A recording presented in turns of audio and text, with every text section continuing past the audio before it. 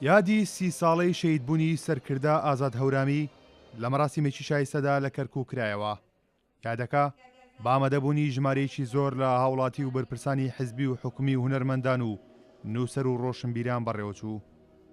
شەید ئازاد بۆ ئێمەی کەرکووکی سومبڵی بەرخودان بوو، هێمای ڕۆشنبیری و هونەردۆستی بوو، ئاوێتەکاری خەباتی شار و شاخ بوو.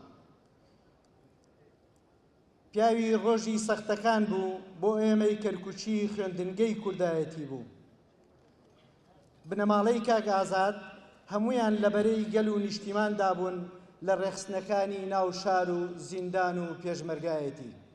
هەر لە مناڵەیەوە چاومان کردەوە کاک ئازاد گەورە بوو، خەریکی خەبات و شۆڕش و من بیرم بێ لە مناڵەوە کۆبوونەوە لە ماڵی ئێمە هەبووە حتا ساڵی حەفتاکان.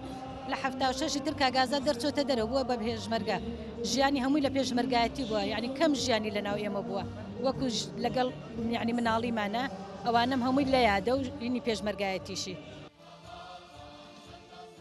شەید ئازاد لە پاڵ پێشمەرگایەتی و خەباتەوە هونەرمەند و نووسەریش بووە، بۆیە چەند چالاکیەکی هونەری لە مەراسیمەکەدا ئەنجامدرا.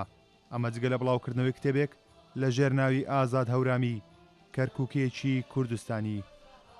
من کتێبەکەم بە قیاسی وەزیریە 580 لاپەڕەیە، بەشێک لە هینی تایە مقابلەی خەڵکەکان چاوپێکەوتنی خەڵکەکان لە هەموو کون و کە لە بەرێکی دنیاوە من مقابلەی خەڵکم کردووە لە ئەمریکاوە، لە نیوزلندەوە، لە هۆڵندەوە، لە ئەڵمانیا و سویدەوە، لە هەورامانەوە، لە هەڵەبجەوە، لە گەرمیانەوە، لە بادینانەوە، لە سلێمانی و کەرکووکەوە من چاوپێکەوتنم چکە ئەو ئیشەکانی لە هەموو شوێنێ بوو، لەبەرەوە خەڵکی لە هەموو شوێنێکەوە ناسیوە، بۆیە من توانیوە 51 کەس چاوپێکەوتن لەگەڵیان بکەم. شەید ئازاد هەورامی دوای هاتنی خانەوادەکەیان لە تەوێڵەوە بۆ کەرکووک لە ساڵی 1954 لە گەڕەکی ئیمام قاسمی شاری کەرکووک لەدایک بووە.